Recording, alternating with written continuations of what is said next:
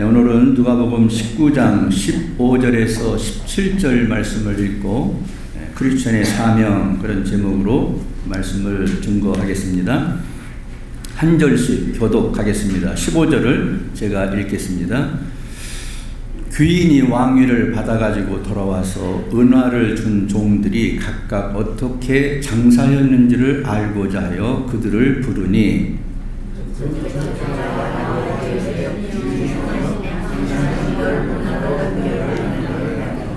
다 같이 읽겠습니다. 주인이 이르되 잘하였다 착한 종이여 내가 지극히 작은 것에 충성하였으니 10골 권세를 차지하라 하고. 아멘. 전체 스토리는 좀 깁니다만 좀 잘라서 간단히 읽었습니다. 그러나 누가복음 19장 전체를 오늘 같이 살펴보자 합니다. 성경을 보실 분들은 19장을 펴놓고 이렇게 따라서 읽으셔도 좋겠습니다. 우리가 몇 차례 말씀을 드렸는데요. 누가복음은 한 세 부분으로 이렇게 잘라서 읽을 수가 있습니다. 첫 번째 부분은 예수님께서 공생에 나오셔서 3년 동안 사역을 하시게 되는데 누가의 눈으로 예수님이 갈릴리를 중심해서 사역하는 장면이 첫 번째 부분입니다. 대중들을 상대로 말씀을 하셨죠. 그리고 예수님이 갈릴리에서 떠나서 예루살렘으로 이동을 하시게 되는데 그 과정 속에서는 주로 12 제자들을 대상으로 말씀을 전하십니다. 그리고 예루살렘에 들어간 후에는 소수에게 더 집중을 하면서 고난받으시고 죽으시고 부활하시고 승천하시고 이런 구속 사역을 완성하는 부분이 마지막 부분입니다.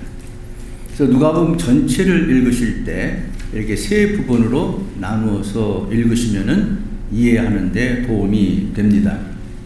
그런데 오늘 말씀은 어느 지점에 있느냐? 갈릴리의 사역을 마치시고 제자들을 데리고 예루살렘으로 올라가면서 말씀을 쭉 주셨는데 19장에서 그 마지막 이야기를 하시게 됩니다. 그래서 19장에서 이 마지막 이야기인 문화의 비유를 하시고 난 후에는 예루살렘으로 들어가시게 되는 것이죠. 그래서 이 19장은 상당히 중요합니다. 왜냐하면 제자들에게 주셨던 말씀의 결론이기도 하기 때문입니다. 그러면 이 문화의 비유의 배경은 어떤 것인가 하는 것을 알아보겠습니다. 11절 말씀에 보면은 그들이 이 말씀을 듣고 있을 때에 이렇게 시작합니다. 그들은 제자들입니다. 그리고 예수님을 따라다니는 군중들도 있었을 것입니다. 이 말씀을 듣고 있을 때 무슨 말씀을 듣고 있었을까요? 11절 이전의 말씀을 보면 알 수 있습니다. 19장 1절부터 보면 예수님은 여리고에 계셨습니다. 특히 여리고에서 삭개오라고 하는 세리장을 구원하시는 이야기가 19장 1절부터 10절까지 나오게 됩니다. 그리고 결론적으로 예수님이 10절에서 뭐라고 말씀하시냐면은 인자가 온 것은 잃어버린 자를 찾아서 구원하려 함이라 이렇게 얘기했습니다. 그러니까 예수님이 제자들과 군중들을 복음을 전하면서 결론이라고 말할 수 있는 이 이야기는 대단히 중요합니다. 그동안 예수님이 대중들을 향해서 뭘 말씀하셨고 자기의 사역을 제자들에게 위임해서 제자들로 하여금 복음을 전하게 하기 위해서 어떤 사명을 주었는가 하는 결론이 여기 들어있기 때문입니다. 11절 후반부에 보면은 이 이야기를 하기 위해서 비유를 하나 드십니다. 그래서 이렇게 말합니다. 비유를 더하여 말씀하시니 이는 자기가 예루살렘에 가까이 오셨고, 다 같이 읽어볼까요? 그들은 하나님의 나라가 당장에 나타날 줄로 생각합니다라. 이 조금 생각을 하셔야 됩니다. 지금 여리고에서 삭개오를 구원을 하시고 내가 이 세상에 온 이유는 이 삭개오 같이 잃어버린 영혼들을 구원하기 위해서 왔다. 내 사명이 이거다 하는 걸 밝혔어요. 그 다음에 비유를 하나 들고 나와서 얘기를 하시는데 이 비유를 무슨 목적으로 말씀하셨느냐? 두 가지 목적이 있습니다.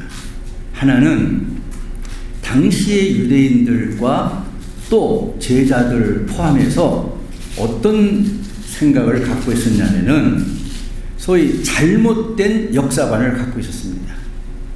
이런 잘못된 역사관이라는 것은 뭐냐면 유대인들이 이런 생각을 하고 있었어요.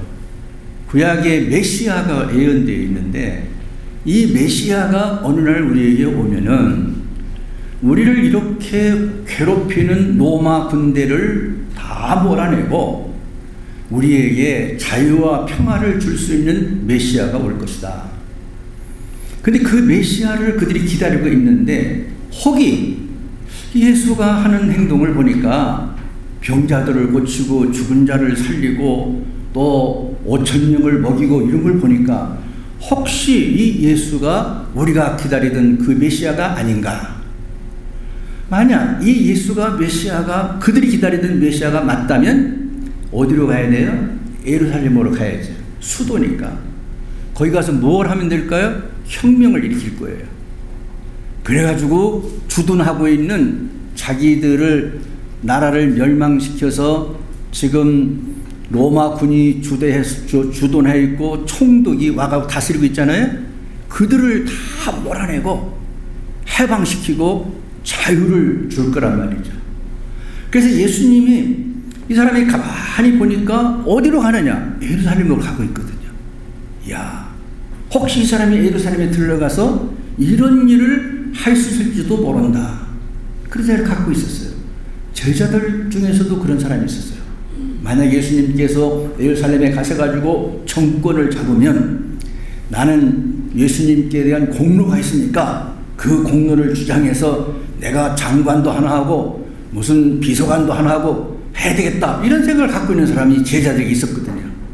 이것이 그 당시에 가지고 있는 사람들의 역사관이었어요. 예수님이 이것을 바로잡을 필요가 있었습니다. 또 하나는 이렇게 잘못 알고 있는 시대의 사람들에게 제자들에게 어떤 사명을 주어가지고 그 사명을 가지고 이들에 대해서 어떻게 교훈하고 가르쳐야 될 것인가를 가르쳐주는 말씀입니다. 그것이 오늘 본문의 내용이라고 할 수 있겠습니다. 그러면 이 문화뷰의 이야기 내용을 잘 아시지만은 성경을 읽으면서 예수님께 도대체 왜 비유로 말씀하셨는가, 어떤 내용인가 하는 걸 보겠습니다. 12절 13절 같이 읽겠습니다. 시작. 이르시되 어떤 귀인이 왕위를 받아가지고 오려고 먼 나라로 갈 때에 그 종 열을 불러 은화 열 문화를 주며 이르되 내가 돌아올 때까지 장사하라 하니라. 지금 비유로 말씀을 하시는데 여기 귀인이라는 말, 종이라는 말, 문화라는 말이 나와요. 비유는 뭔가를 상징하는 게 있지 않습니까? 해석을 우리가 해야 돼요. 이 이야기가 도대체 누구를 가르치는 것이고 무엇을 가르치는 것이냐는 해석이 필요하거든요. 자, 해석을 보겠습니다. 여기 나오는 귀인은 예수님입니다. 여기 나오는 종들은 제자들과 군중들입니다. 그리고 문화는 복음입니다. 자, 이렇게 해석해 놓고 다시 이 12절과 13절을 보겠습니다. 귀인이 왜 예수님이 왕위를 받으려고 먼 나라로 간다. 예수님이 간다는 거예요. 그 다음에 그 가기 전에 종들을 10사람을 불렀다. 그 종들이 누구예요? 제자들과 군중들이에요. 그들을 불러놓고 은화를 한 입씩 나눠줬어요. 그러면서 뭐라고 말했냐면 내가 가가지고 왕이 돼서 다시 돌아올 것이다. 돌아온 다음에 너희들이 이걸 가지고 내가 돌아올 때까지 뭘 해야 되느냐? 장사해라. Do business. 장사를 해라. 이렇게 말했다는 거예요. 이해가 가시나요? 자, 그래서 그 다음에 이제 봅니다. 그런데 이 비유 가운데 14절에서 말씀을 보면은 그런데 이렇게 얘기합니다. 이렇게 말했는데 무슨 일이 있었느냐? 그 백성이 예수님을 미워하는 사람들이 있었다. 예수님을 반대하는 사람이 있었다는 거예요. 이 사람들이 왕이 되기 위해서 어디로 간다고 하니까 그곳에 사절단을 보냅니다. 보내가지고 우리는 예수가 왕이 되는 것을 싫어합니다. 이렇게 얘기하는 사람이 있었다는 거예요. 그래서 사자를 뒤로 보내서 이르되 우리는 이 사람이 우리의 왕됨을 원하지 않습니다. 이런 사람들이 있었다는 것입니다. 자, 여러분 이제 해석을 합니다. 이들이 누굴까요? 예수를 반대하는 사람들이에요. 예수를 믿지 않는 사람들이에요. 이 사람을 그들은 어떤 역사를 갖고 있냐면 예수님이 세상의 죄인들을 구원하기 위해서 오신 분이 아니라 정치적으로 혁명을 일으켜서 나라를 바꿔가지고 자기들에게 자유를 주고 먹을 것을 줄 수 있는 정치적인 세상적인 메시아를 기다리고 있는 사람들 아닙니까?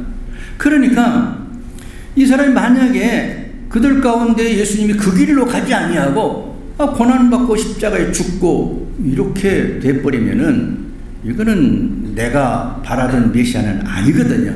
이런 사람들이 있었다는 거예요. 그래서 그들은 뒤로 사자들을 보내가지고 그 예수가 왕 돼서 다시 돌아오는 것을 원치 않는다. 이런 사람이 있었다는 것입니다. 이들이 누굴까요?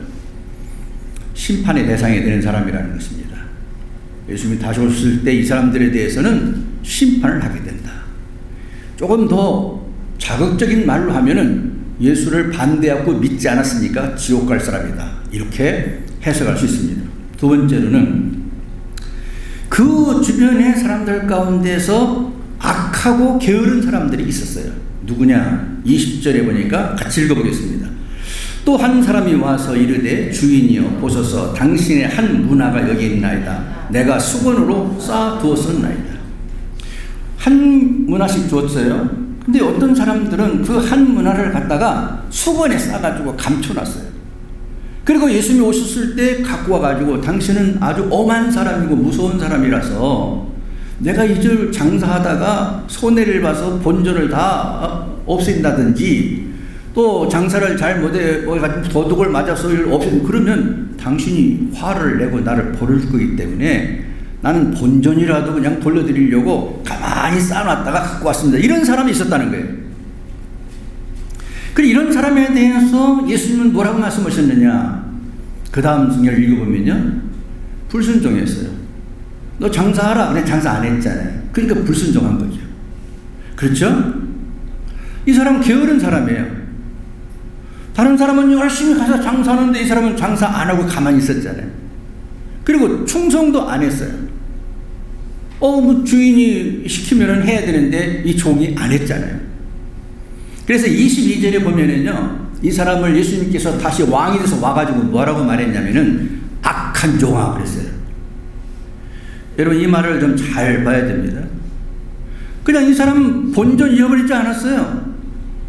예수님 받았던 거 잘 왔다가 다시 돌려드렸어요. 근데 그 사람을 향해서 너는 악한 종이다 이렇게 말했어요. 22절에. 그 다음에 22절에 더 나가서 보면은 너는 심판의 대상이 된다 이렇게 말했어요. 성경을 여러분들 한번 보시기 바랍니다. 시간 관계상. 그러면서 마지막에 뭐라 했냐면 그 사람이 갖고 있던 이 미천이 있지 않습니까? 한 문화. 그것도 뺏어가지고 10문화를 남긴 사람한테 줘라. 그렇게 결론이 났습니다. 이런 사람들이 있었다는 거예요. 이런 사람들에 대해서 시간 낭비하고 싶지 않습니다. 왜냐하면 우리는 더 좋은 걸 얘기해야 되니까요. 셋째로 어떤 사람들이 있었느냐? 이 소위 충성된 사람들이 있었어요. 성경을 한번 읽어볼까요? 15절, 17절 같이 한번 읽어봅니다. 다 같이 시작. 귀인이 왕위를 받아가지고 돌아와서 은하를 준 종들이 각각 어떻게 장사했는지를 알고자 하여 그들을 부르니 그 첫째가 나와 이르되 주인이여 당신의 한 문화로 10문화를 남겼나이다. 주인이 이르되 잘하였다 착한 종이여 내가 지극히 작은 것에 충성하였으니 10골 권세를 차지하라 하고 그 다음에 읽습니다. 그 둘째가 와서 이르되 주인이여 당신의 한 문화로 5문화를 만들었나이다. 주인이 그에게도 이르되 너도 5꼴을 차지하라 하고. 이런 사람들이 있었다는 거예요. 똑같이 받을 때는 한 문화씩만 받았어요. 근데 한 사람은 이걸 갖고 순종해서 장사를 열심히 해가지고 10문화를 남겨가지고 왔어요. 또 한 사람은 5문화를 남겨왔어요. 그랬더니 다시 왕이 되어서 오신 예수님이 뭐라고 말했느냐? 넌 아주 착하고 충성된 종이구나. 그래서 너는 10꼴, 너는 5꼴을 다스릴 권세를 내가 주겠다. 그래가지고 상을 받았다는 거예요. 이런 사람들이 있었다. 근데 이 사람들이 어떤 사람들이었는가 하는 것을 저는 살펴보고자 합니다. 첫째는 이 성경을 쭉 읽어보니까요, 이 사람은 착한 사람이라고 그랬어요. 이 사람은 왜 착한 종일까요? 왜 착한 종일까요? 여러분, 종은요, 열심히 일해서 돈을 벌어도 자기 것이 못 됩니다. 자기 소유가 없는 게 종이에요. 누구를 위해서 일하느냐? 주인을 위해서 일해요. 이게 열심히 일해서 이익이 남아도 내게 아니라 주인 거예요. 그럼 사람들이 생각할 거 아니에요. 내 것도 안 되는데 내가 왜 이래? 이렇게 되잖아요. 근데 내 것도 아닌데 주인을 위해서 일했기 때문에 착한 사람인 거죠. 청직이라는 말이 있어요. 그 말이 그 말입니다. 내가 열심히 일하는데 나를 위해서 일하는 게 아니에요. 누구를 위해서 일해요? 내 주인을 위해서 일해요. 내 주인이 누구예요? 예수님이에요. 나의 왕이에요. 그래서 이 사람은 아주 착해요. 자기 소유를 위해서 일하는 게 아니라 주인을 위해서 일하는 착한 사람이. 두 번째로는요, 순종했어요. 주인이 뭐라고 그랬죠? 떠나기 전에 말했어요. 한 문화씩 주면서 장사해라. 비즈니스 하라 그랬어요. 순종 안 할 수 있잖아요. 아는 사람도 있어요. 아니 내가 왜 그 장사합니까? 내가 열심히 해서 돈을 이익을 남긴다 하더라도 내 거 되는 것도 아닌데 뭐하러 내가 장사를 합니까? 이러고 안 할 수 있거든요. 그런데 이 성은 주인의 명령을 순종했어요. 장사하라. 그러니까 장사하는 거예요. 예수 믿는 거는요, 어떤 분들은 굉장히 복잡하고 힘들게 생각하는데요, 아주 간단하고 단순하게 생각하실 수 있습니다. 장사하라. 그러면 하면 되는 거예요. 뭘 하지 마라. 그러면 안 하면 되는 거예요. 근데 왜 문제가 되느냐? 자꾸 거기다 이유를 붙이니까 문제가 되는 거예요. 그분을 진짜 나의 왕으로 섬기기로 작정했고 내 주인으로, 내 구세주로 믿기로 작정을 했으면 그분을 위해서 그분이 하라는 대로 순종해야 되는 거죠. 근데 순종을 안 하면서 뭐라고 말하냐면 이런 핑계 저런 핑계를 대는 거죠. 근데 이 사람은 어떻게 했느냐? 순종했다. 감독자가 없어도요, 순종해요. 누가 확인하고 알아보고 그러지 않아요. 그런데도 순종했다는 거예요. 그 다음에 이 사람은 정말 믿음의 사람입니다. 왜 믿었느냐? 주인을 이 사람은 믿고 있어요. 주인을 안 믿었다면요, 주인이 왕이 다시 온다 하는 말을 믿었겠어요? 안 믿었죠. 올지 안 올지 내가 어떻게 알아? 이렇게 말할 수 있잖아요. 그런데 이 사람은요, 내가 다시 돌아온다 그랬어요. 그러니까 그 돌아온다는 걸 그냥 믿었어요. 믿고 주인이 다시 돌아올 거니까 돌아올 때 내가 열심히 장사해서 주인에게 이 장사한 결과를 보고했다는 생각을 한 거예요. 믿은 거죠. 여러분, 우리의 믿음이 어떤 믿음입니까? 예수님을 정말 우리가 믿나요? 하나님을 정말 우리가 믿나요? 성경을 정말 믿나요? 성경에 기록이 되어 있어요. 주님이 오신다는 것도 기록이 되어 있고요. 이 세상에서 무엇을 한다는 것도 기록되어 있고요. 고난 받으신다는 것, 죽으신다는 것, 다시 부활하신다는 것, 승천하신다는 것, 그 다음에 주님 우편에 앉아 계시다, 하나님 우편에 앉아 계시다가 어느 날 썸데이 재림하신다, 다시 온다, 다 있어요. 믿으시나요? 믿으시나요? 믿어야 합니다. 이거 믿지 않으면 믿는 사람이 아니에요. 그렇게 말했대요. 어떤 목사가 그렇게 설교했대요. 그게 아니에요. 그걸 내가 믿는 거예요. 그 사람이 충성된 사람이고 이익을 남기는 사람이고 착한 종인 거죠. 주인이 다시 온다는 말을 확실히 믿어야 되는 것입니다. 이게 얼마나 중요한 것인가를 제가 마지막에 또 설명드리겠습니다. 또 하나는 이 사람은 쭉 보니까요 아주 성실했어요. 변하지 않고요 인내로 주인이 올 때까지 끝까지 일했어요. 여러분 이 주인이 갔다가 돌아올 때까지 시간이 얼마인지는 모르지만은요 아마 적지 않은 시간이 지났다고 생각해 보면은요 별일이 다 있었을 거예요. 전쟁도 일어났을 줄 몰라요. 일하는 기간 동안에, 비즈니스 하는 동안에 가족 중에 누가 죽었을지도 몰라요. 병들어서 감옥에 갔을지도 몰라요. 원치 않는 일들이, 생각하기 싫은 일들이, 많은 일이 일어날 수 있었어요. 근데 이 사람은요 변하지 않아요. 주인을 위해서 비즈니스 하는 거를 변하지 않아요. 성실하게 하는 거예요. 언제까지 해요? 그 왕이 다시 올 때까지 하는 거예요. 그게 성실한 사람이죠. 이렇게 얘기할 수 있죠. 아니 내가 벌어도요 열심히 일해도요 내 거 안 되는데 내가 뭐 합니까? 조금 흉내 내다가 말지요. 내 가정에 지금 이런 어려움이 생겼어요. 지금 사업이 망했고요. 자식이 고통을 받고 있고요. 내가 병들어서 지금 병원에 있어요. 그런데 내가 무슨 비즈니스를 해요? 이렇게 말할 수 있잖아요. 근데 이 사람은요 별의별 일이 다 있었을 거지만은 그런 것과 관계없이 쭉 비즈니스 장사를 해라. 그러니까 장사를 했어요. 힘들어도 하고요 안 맞아도 하고요 도대체 조건 볼 때 할 수 없지만은 성실하게 끝까지 했다는 게 언제까지? 그 왕이 올 때까지 했다는 거예요. 성실한 사람이죠. 결론을 보시겠습니다.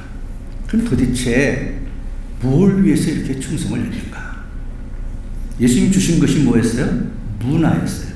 문화를 뭐라고 해석했어요? 복음이라고 해석했어요. 그러면 예수님이 제자들과 예수님을 따르고자 하는 사람들에게 주신 사명은 뭘까요? 이 본문에서 주는 것은 복음을 장사하라는 것입니다. 복음을 팔으라는 거예요. 복음을 전파하라는 거예요. 복음의 열매를 맺으라는 거예요. 이 복음을 전해서 이익을 남기라는 거예요. 전도해서 사람들의 영혼을 많이 구원하는 거예요. 여러분 똑같은 10사람에게 한 문화씩 똑같이 주었어요. 똑같이 주었어요. 구원받은 하나님의 종들에게 최대의 사명은 복음 전하는 거예요. 영혼을 구원하는 거예요. 예수님이 주신 사명은 여기서 영혼을 구원하는 복음을 전하는 것입니다. 어떤 사람들은요 아니 지금 우리가 로마군들에게 압제를 받고요 세금 수탈을 당하고 말이죠 이렇게 모욕적인 삶을 살고 있는데 복음을 전하라고요? 그 말이 맞는 겁니까? 예수님 제자 가운데 독립운동을 하는 열심당원 베드로도 있었어요. 예수님 우리에게 힘을 좀 주세요. 이 잘못된 권력자들을 한 번에 쳐낼 수 있도록요 능력을 우리에게 주세요. 우리가 혁명의 주체가 됩시다. 나라를 바꿔버립시다. 헛된 소리를 하고 있는 지도자들을 완전히 몰아냅시다. 이런 분위기로 갈 수도 있었어요. 그런 사람들도 있었어요. 지금 전쟁이 일어나가지고요 사람들이 죽고 있고요 어린아이들이 죽어가고 있고요 여자들이 지금 죽어가고 있어요. 내 가족, 내 자식, 내 식구들이 죽어가고 있어요. 아니 그런데 지금 복음을 위해서 장사하라고요? 내 아들은 살려야 될 거 아니에요? 내 가족은 지켜야 될 거 아니에요? 근데 주님은 뭐라고 얘기해요? 내가 세상에 온 건 혁명으로 온 게 아니다. 내가 세상에 온 건 이 세상을 뒤집어 엎어가지고 너희들을 세상적으로 편안하게 살게 해주려고 온 게 아니다. 인자가 온 것은 영혼을 구원하기 위해서 왔다. 영원히 죽을 수밖에 없는 사람들을 구원하기 위해서 내가 왔다. 내가 네게 주는 사명이 뭔지 아느냐? 너를 위대한 정치가를 만들어서 정치를 잘할 수도 있죠. 그렇지만 제자들에게 주는 첫 번째의 사명은 영혼입니다. 복음을 전하는 것이다. 어떤 상황에서든지 이 복음에 열매를 맺고 이익을 남겨야 된다. 이게 내가 네게 주는 사명이다. 그렇게 말하고 있는 것입니다. 2월 달에 저는 개인적으로 2월 달이 제일 바쁜 달입니다. 왜 그러냐면은 2월 달에 발렌타인데이 있잖아요. Do something, 뭐 해야 되잖아요. 바쁘기 시작해요. 21일 날이 저희 아내 생일이에요. 생일날 뭐 해야 되잖아요. 3월 1일이요 결혼기념일이에요. 그래서 2월만 되면은 저는 아주 비상이 걸립니다. 어떻게 해야 되나? 카드를 뭘 사야 되나? 올해는 뭘 해야 되나? 아니 그래도 발렌타인데이 뭐 하나 해야 되고 또 생일 때 뭐 하나 해야 되고 결혼기념을 또 뭐 해야 되고 하니까 이게 똑같은 카드 살 수도 없잖아요. 또 선물도 똑같은 거 할 수 없잖아요. 보통 머리가 아픈 게 아닙니다. 이게 제가 좀 힘이 있고요. 젊었을 때는요, 막 힘으로 밀고 나갔거든요. 무슨 결혼 기념일이 필요해. 생일이 뭐가 그렇게 중요해. 밀고 나갔는데요. 나이가 점점 들수록 말이죠. 왜 이렇게 약해지죠? 저도 살아야 되잖아요. 생존을 위해서 몸부림을 치는 달이 2월이에요. 근데 올 2월에는요, 그렇지 않아도 힘들고 바쁜데 일이 많이 생겼어요. 여러분, 2월 말에 우리가 이름을 들으면 알만한 두 사람이 죽었어요. 하나는 넥슨이라는 회사를 일으켜서 신화적인 존재. 이 사람이 뭐 한국 부자 2위, 3위 이렇게 된다고 그래요. 그렇게 돈을 많이 번 사람이 죽었어요. 27일 날 54살로 하와이에서 죽었다고 그래요. 근데 신문들이 뭐 조심 쓰고 있는데 보니까 자살한 거예요. 이 돈 많은 기업가가 우울증에 시달리다가 죽었다는 거예요. 자살한 거예요. 딸 둘을 남겨놓고. 너무 아깝지 않습니까? 이 기업가가. 양쪽으로 그 가족들 보니까 짱짱하더라고요. 정치가로부터 사업가, 학계의 훌륭한 학자 이런 사람들이 가족들이 양쪽으로 짱짱해요. 부인 쪽으로도 그렇고 이분도 그렇고. 이분 학력을 보니까요. 최고의 공부를 했어요. 왜 죽었을까요? 이 사람이 예수를 믿나 안 믿나를 찾아보고 싶었어요. 제가 뭐 온갖 것 뒤져봤는데 종교에 대해서 말을 안 해요. 근데 어느 한 곳에서 무종교 이렇게 해놨더라고요. 제가 그걸 찾아본 이유가 있어요. 여러분, 예수 믿는 사람도 가끔 자기 스스로 생명을 끊는 사람들이 있습니다. 정말 힘들어서. 이거요, 그냥 손깍지라고 말할 얘기가 아닙니다. 이게 보통 일이 아닙니다.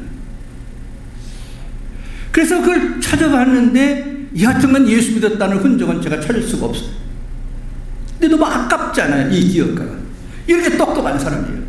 이렇게 훌륭한 공부를 하고 이렇게 성공해가지고 한국 뭐 그 부자 2, 3위 되면은 큰 부자 아닙니까?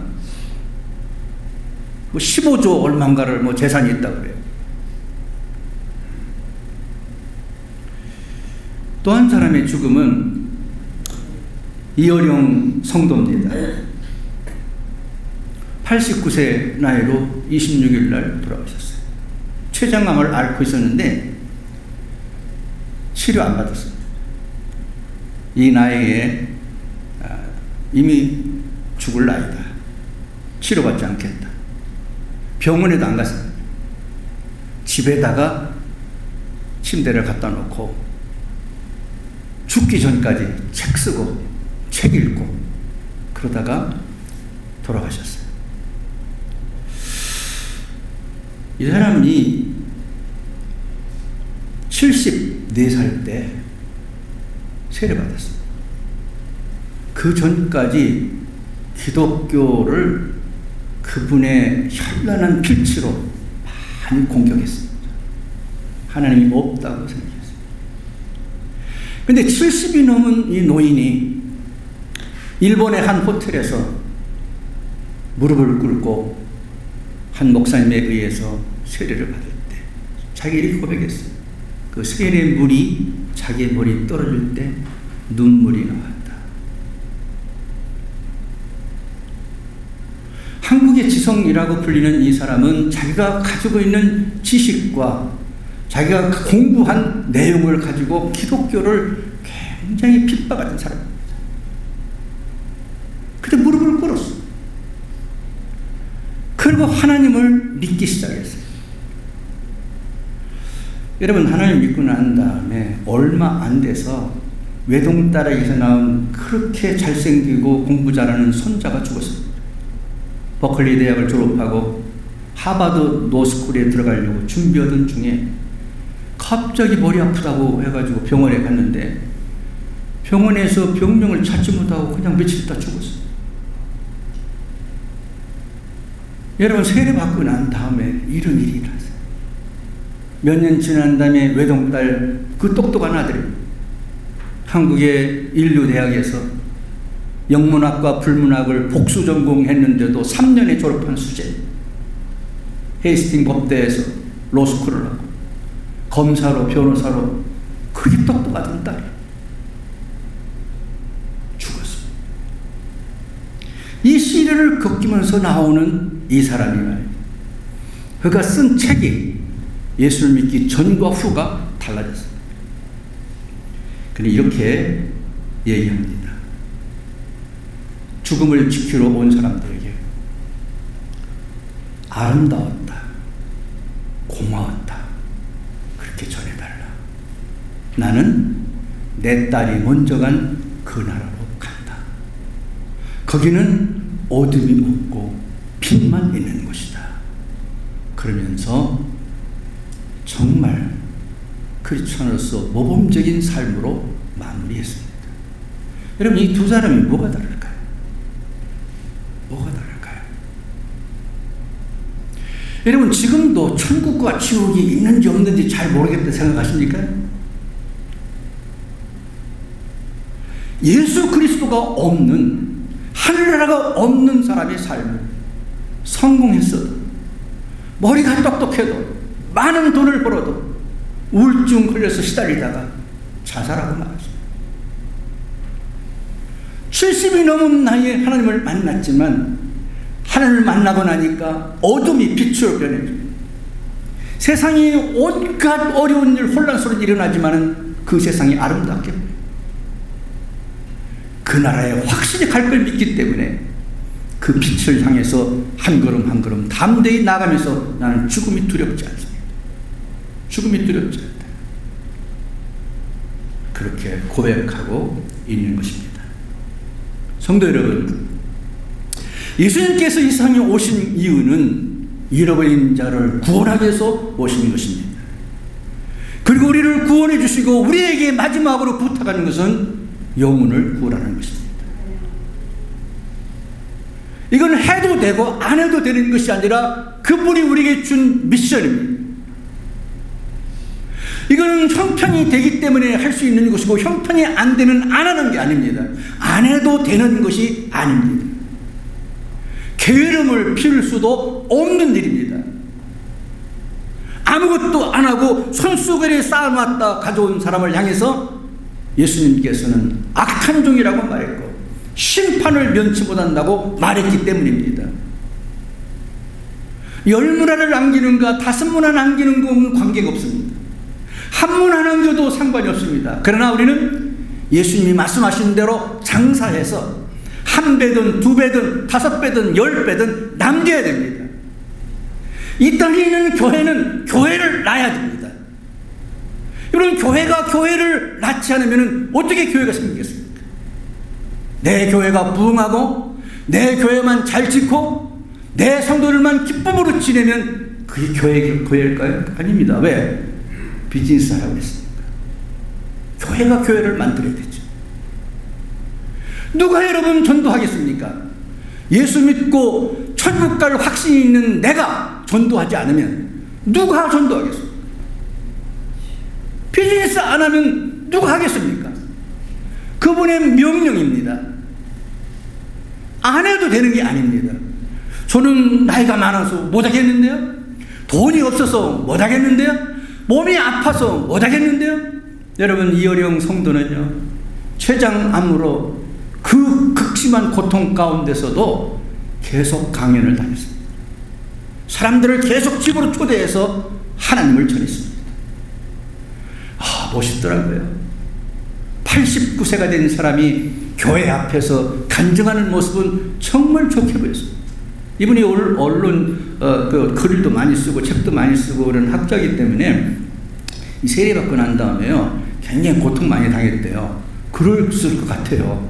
그 많은 언론인들, 학자들이요, 아니 당신 예수 믿는다고 신문에 봤는데 어떻게 된 거야 이거? 찾아가지고 얘기하는 사람이 굉장히 많았대요. 조롱하는 거죠. 그래서 어떤 사람은 이렇게 말하더래요. 자기한테 와가지고, 하나님 봤어? 그래서 이어령 성도를 못 봤는데, 그것 봐, 그럴 줄 알았어. 딸 때문에 어쩌고저쩌고 해가지고 그냥 믿는다고 하면 해본 거지. 그래 조롱하더래요. 그래서 이분이 이렇게 얘기했대요. 하나님은 못 봤는데 사탄은 내가 봤다. 진짜가냐? 내 앞에 있잖아. 당신이 사탄이야. 그렇게 말해.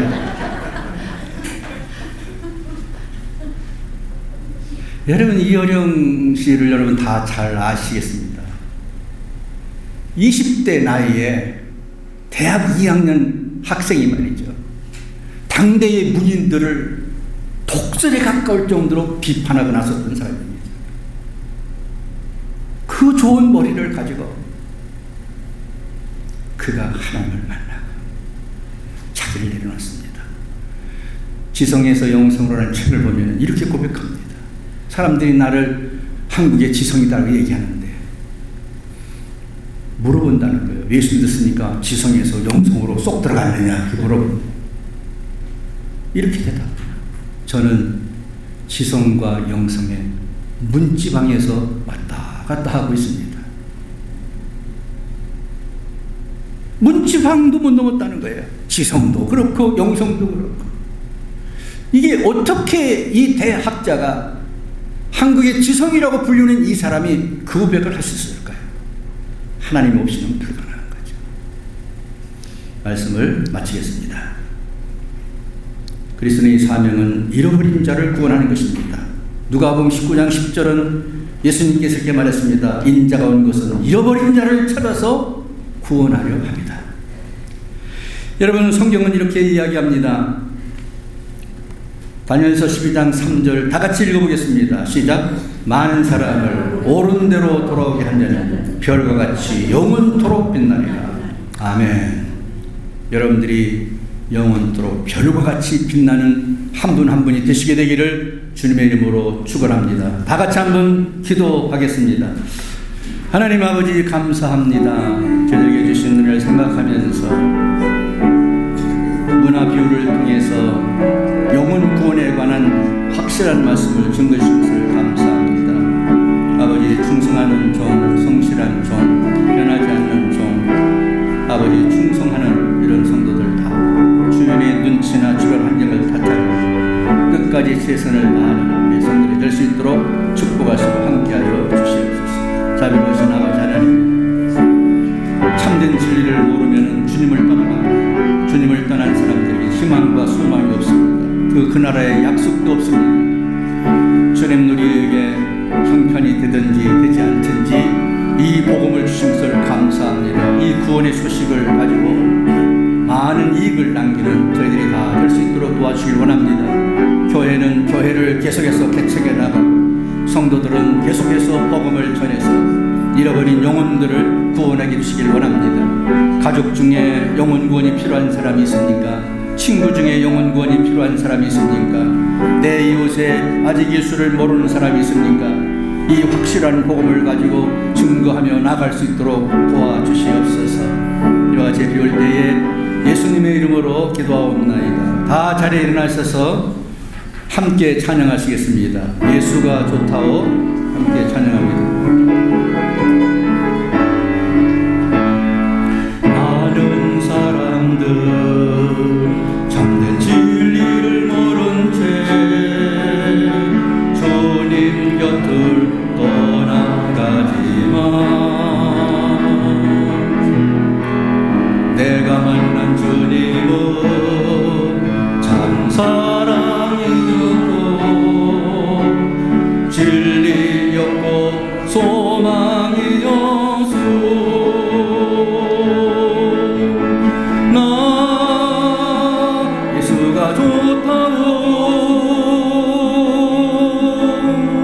나 예수가 좋다오. 주를 사랑한다던 베드로 고백처럼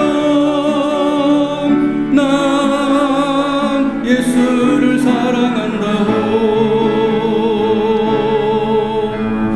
무거운 짐진 자 다 내게 오라.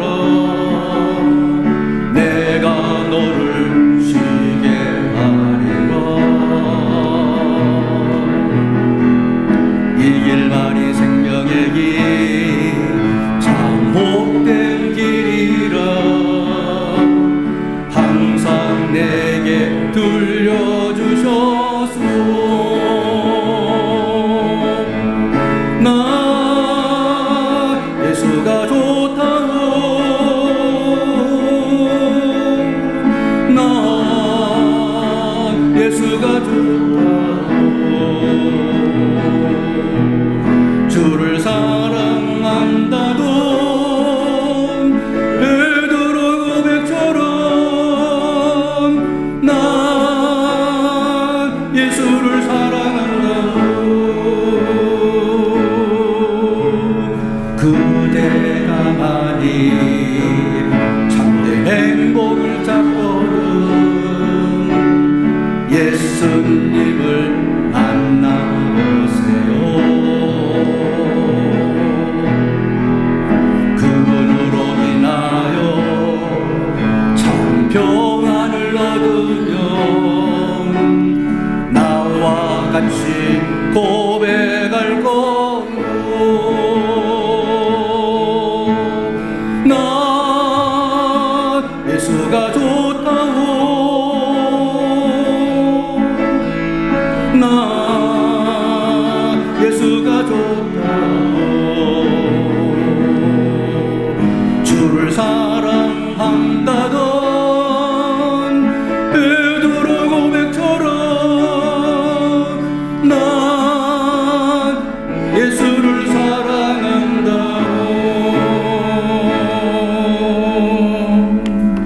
이제는 우리 주 예수 그리스도의 은혜와 하나님 아버지의 극진하신 사랑하심과 성령님의 감동하심과 위로하심과 축복하심이 이제부터 영원토록 함께 계시기를 간절히 축원하옵나이다.